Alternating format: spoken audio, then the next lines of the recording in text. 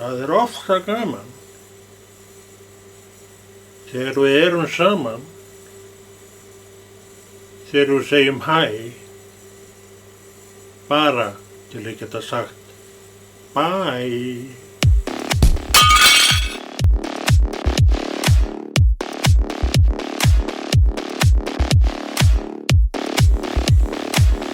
Þegar ég var ungur maður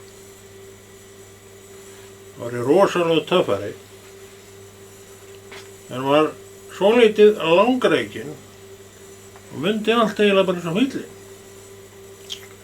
En svo var ég gamall, eins og þú sérð á mér núna,